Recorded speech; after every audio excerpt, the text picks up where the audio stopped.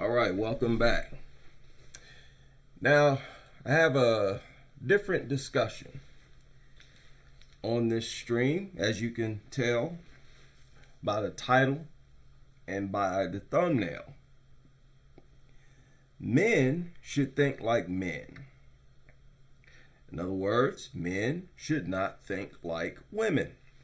It defeats the purpose of us being men. We are supposed to think different.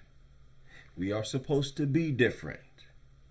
We are supposed to approach things and analyze things different from women. Now, I know there are a lot of Tariq followers who follow this channel. And I just want to be clear. I view Tariq as no different from anyone else who I rock with. I've said several times that I see myself as a student of Dr. Amos Wilson, because I spent years only studying his content. And I will stand on that to this day. I am a student. I was heavily influenced by Dr. Amos Wilson. However, he used to refer to us as Africans. Time and time again. Which is something I have never done and definitely will never do. He used to refer to Black Americans as straight up and down African people.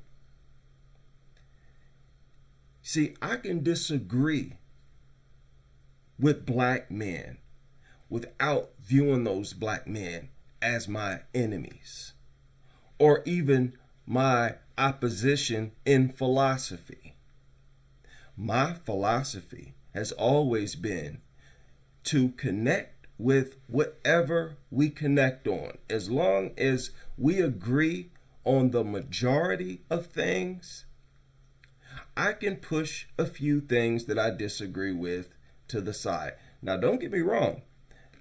Professor Amos Wilson was not against referring to us as Black Americans.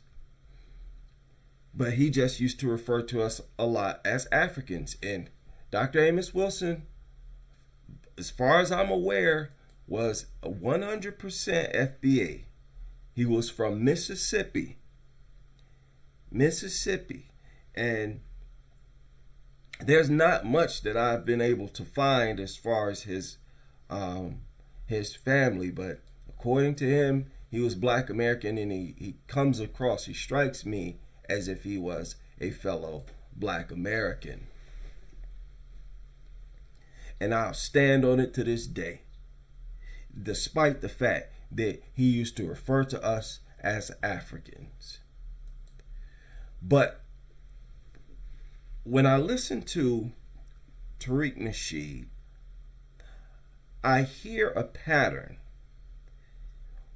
He brings up Dr. Frances Cress Welsing a lot. I believe he referred to himself as, or referred to her as his spiritual mother or grandmother or something like that. Basically, he is heavily influenced by Dr. Frances Cress Welsing by his own admission.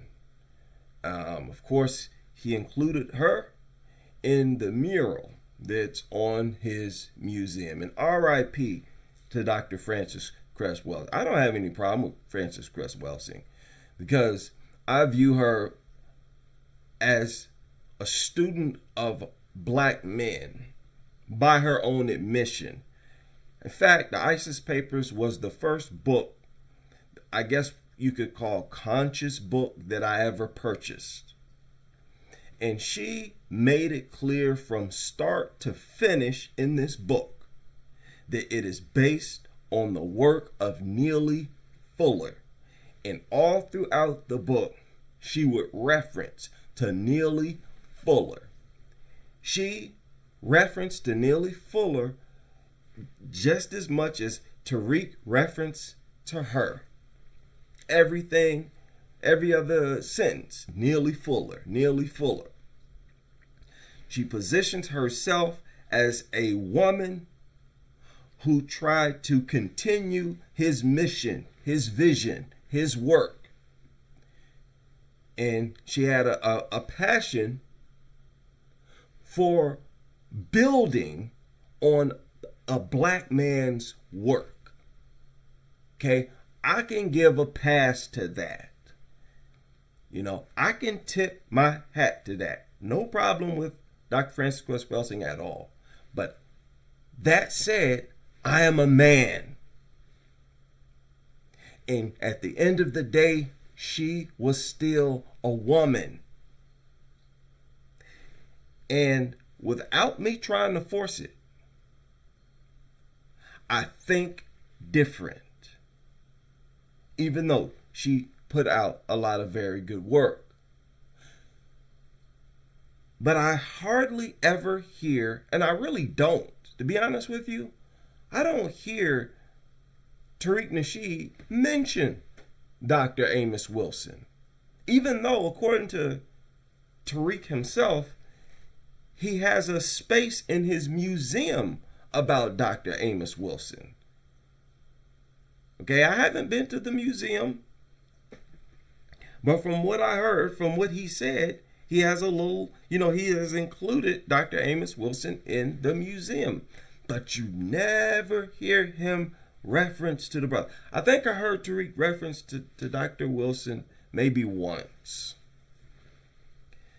Maybe once or maybe twice. Not often at all. And I think I know why. For those who, if you know, you know. Dr. Amos Wilson was active at the time when ISIS papers dropped. How many of y'all aware of this? I mean, and some of you who already clicked in, you know exactly where I'm going with this. And when I say that Dr. Amos Wilson was active, I mean he was going around the country giving lectures in person, writing books. He has written several books, including the classic Destruction of Black Civilization.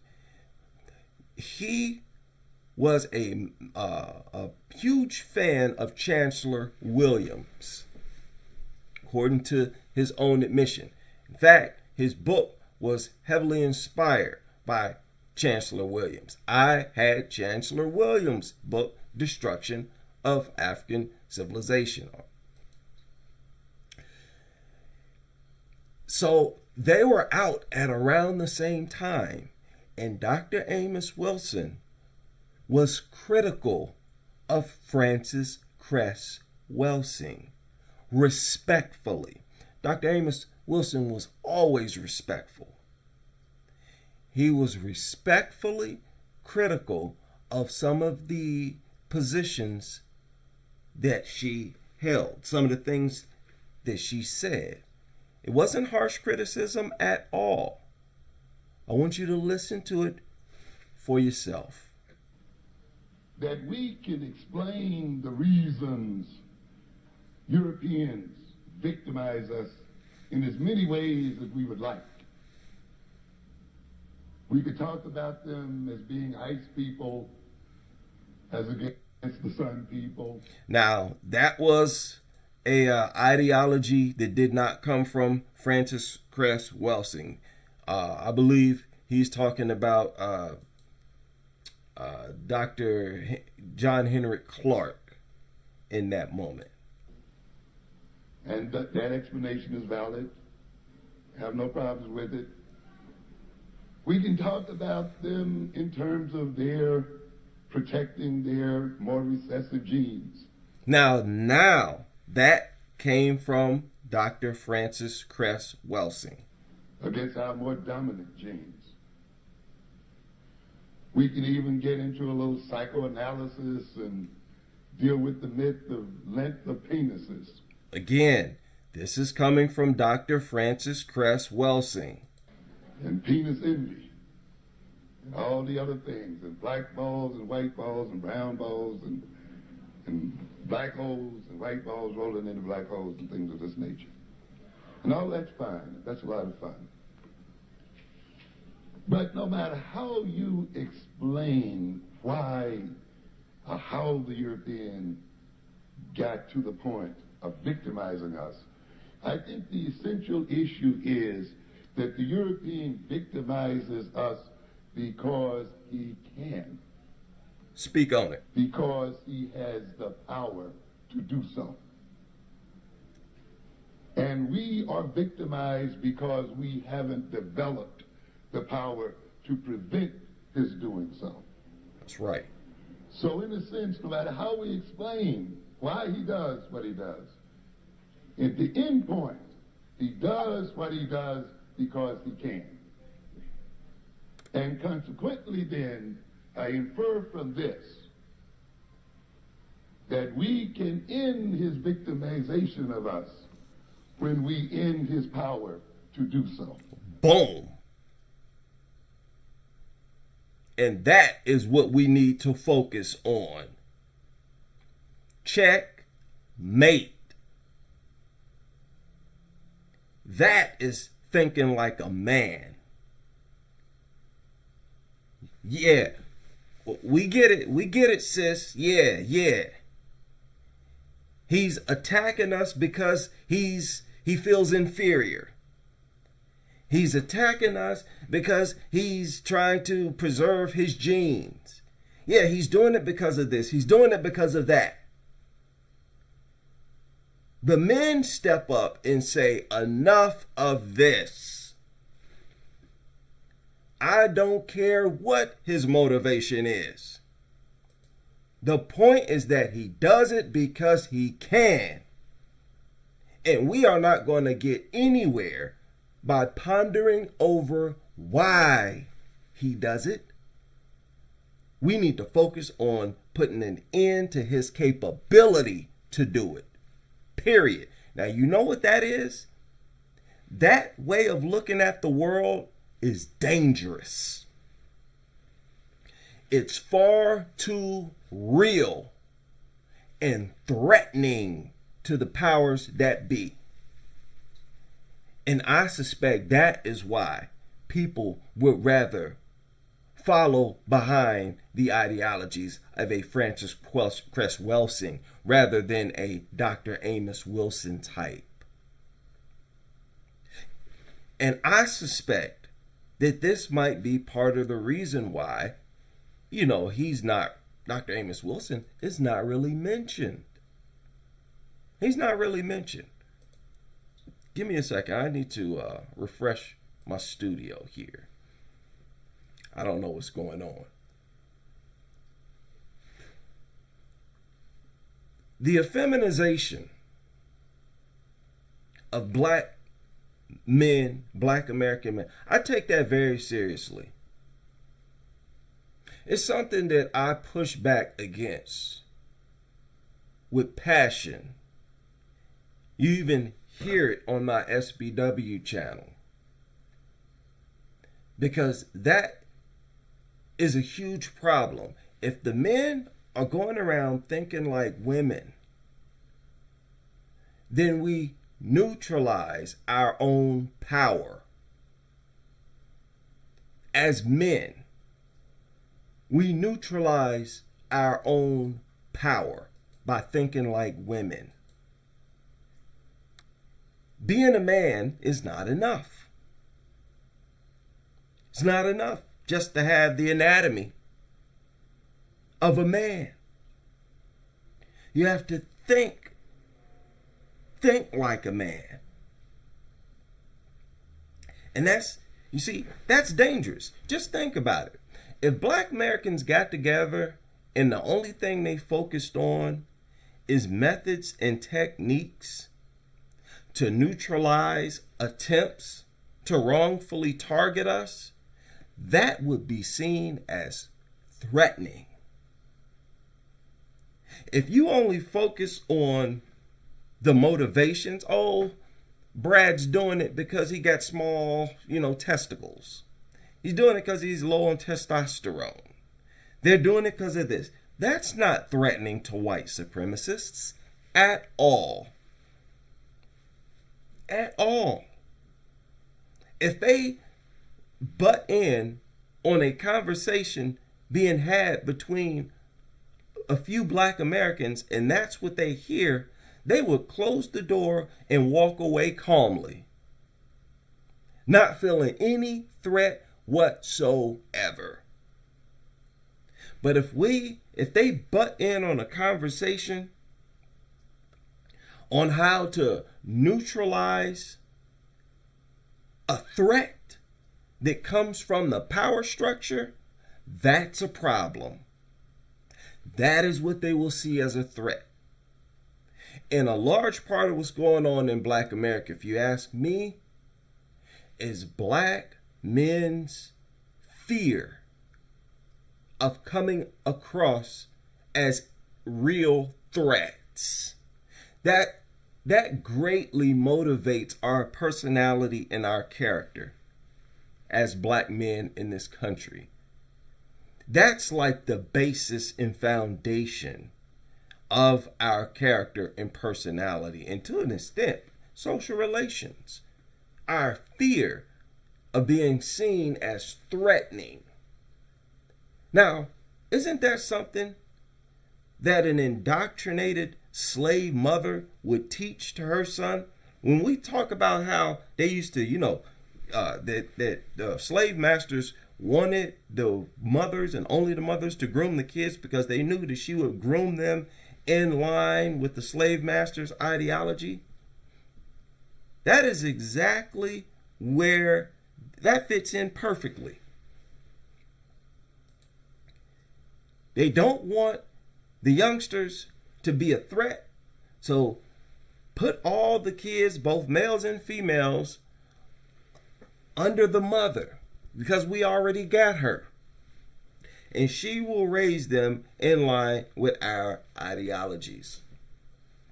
Now, despite the fact that several things, several issues, several problems that we complain about when it comes to black women, yeah, many of them started during slavery, but that is no excuse. Just because something started during the slave era does not mean that today it's not your responsibility to correct it. There are several lingering effects from slavery, but guess what? It's our job to rid ourselves of those issues. They had us eating a bunch of poisonous, you can't even call it food, right? What they used to give the slaves, the guts, the part of the pig that they would normally throw away. They gave to us, that's where chitlins came from, right? Black Americans, chitlins was a staple in our house. It was viewed as like a gourmet dish. But as free people, it's our job to recognize that that's unhealthy. And just because it started during slavery does not justify us continuing to poison ourselves, poison our kids. So that's no excuse. Their alignment with white supremacy started during slavery in all the different ways that you can think of. Black women's alignment with white supremacy started during slavery, and it has been their job to shake it off, just like black men have been doing. Black men have been leading by example, and our women have not been following our lead. That's what this boils down to. Of course, the most overt and obvious example is their grooming habits. And notice how their failure to shake off these issues from slavery has resulted in their economic demise. It has served to help impoverish them today. The fact that they still have these lingering traditions that started during slavery. Hair is free. Hair is free. And we've already proved, it's already been proven that black people, our hair grow just as long as all other people's hair. It just behaves differently. But our hair grows just as long as other people's. And when that was established, when that was proved, that's when we focused on the fact that their hair doesn't grow because they destroy it their whole lives. They destroy it their whole lives. That's why you see these black women whose hair don't grow and they're bald. They've been frying their wig their entire life. Hair is free. Your face is free. Your nails are free. Your eyelashes are free. But because they internalize the idea that they were not as attractive as other women, black women have made it a part of their culture to adhere to covering themselves with those women's body parts, no matter if they're just going out to get the mail. And if I don't have those people's hair, I'm going to cover it up with a bonnet. I'm going to put 15 layers of makeup on my face. My eyebrows are also free, but I'm going to shave them off and draw some more. BBL this, skin lightener that. That inferiority complex that was internalized during slavery, right now, today, helps to keep them impoverished because they dole out an insane amount of money for that junk and nasty garbage. Like I said in the most recent live stream, put these bundles on sale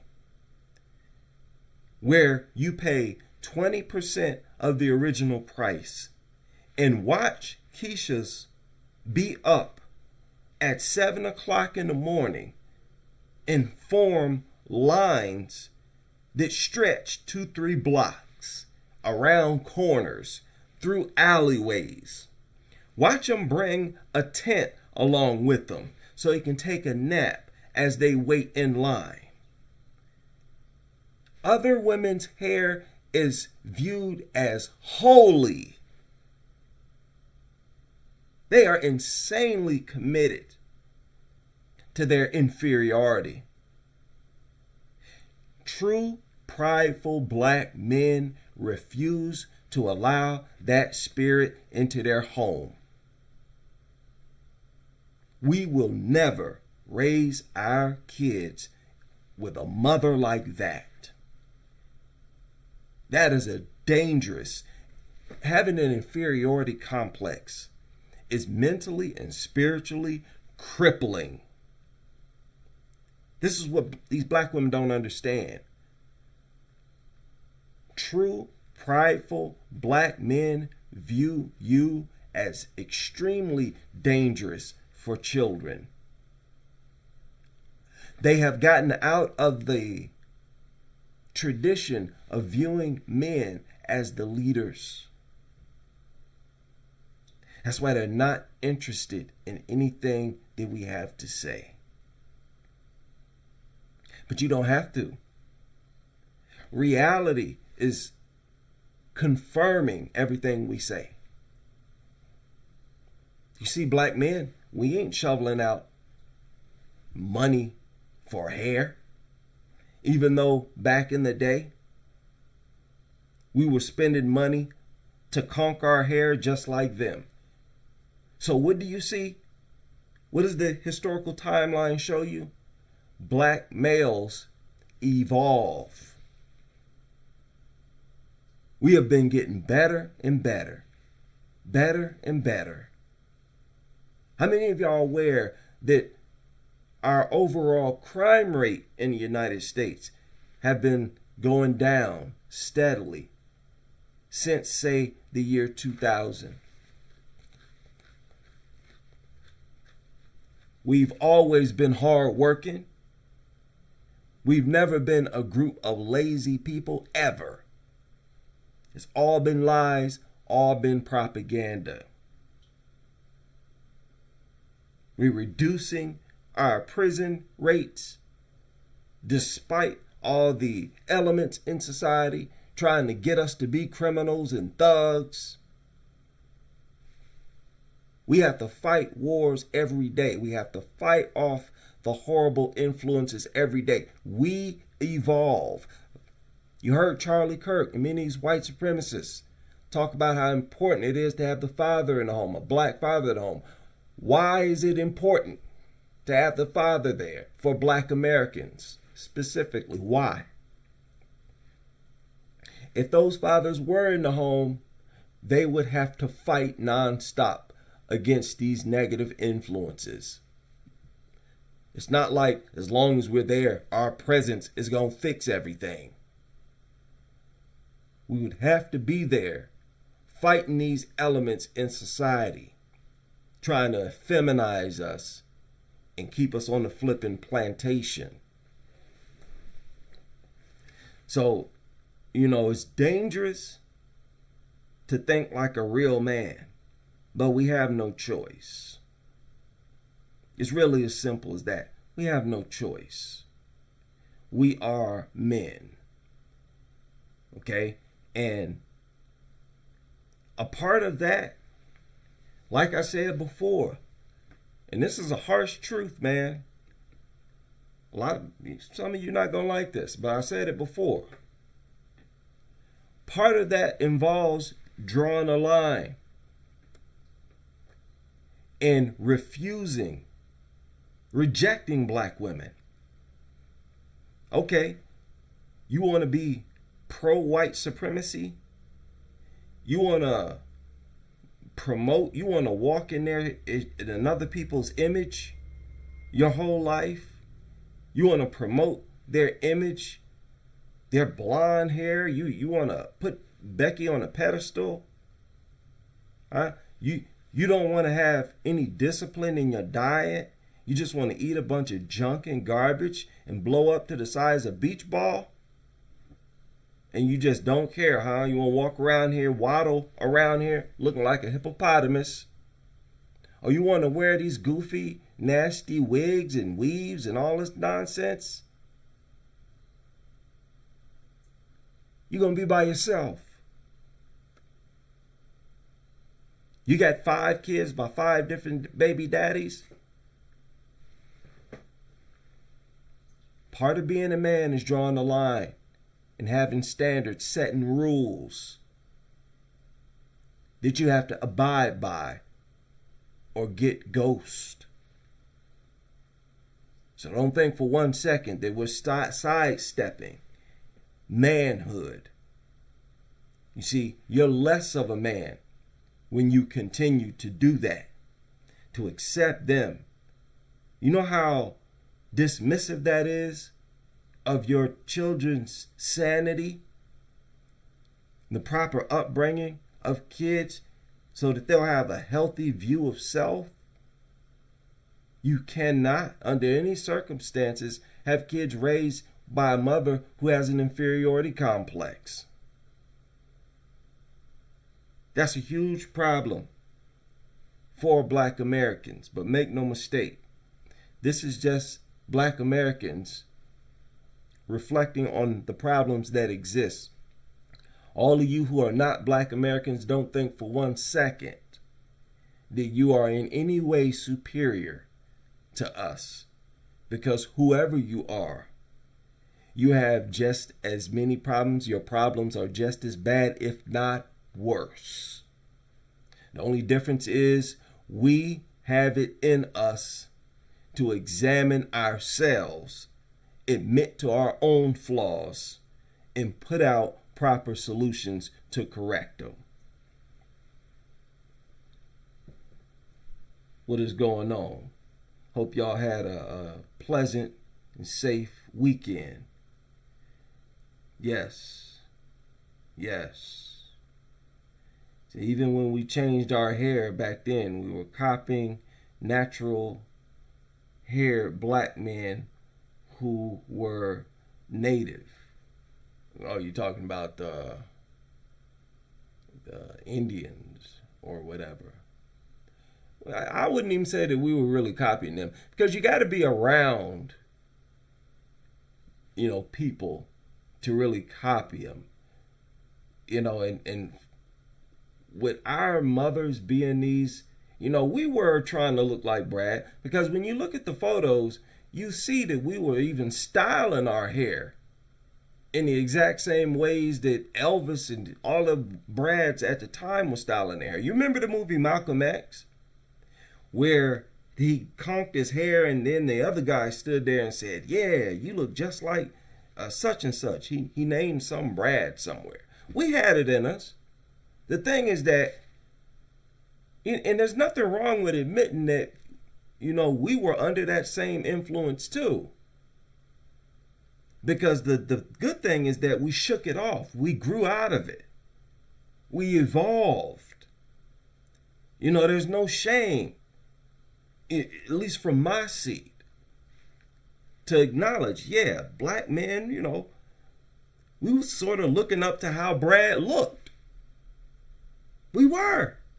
Again, we were getting we were styling, we would conk our hair and style it exactly how Brad was styling it. Sometimes with the part and all these other stuff.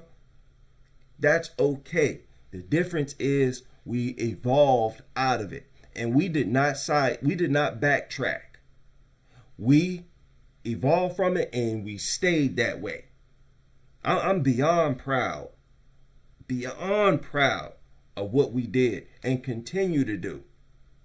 And it's a crime that they don't follow in our footsteps. It proves that they're disconnected from us. That they don't function like our women anymore. You don't pander to a group of women like that. That's the last thing you do. That's not even one of the options of what you should be doing. Anyway, I'll leave it there. Shout out to everybody joining this stream. And I hope you can join me on the next.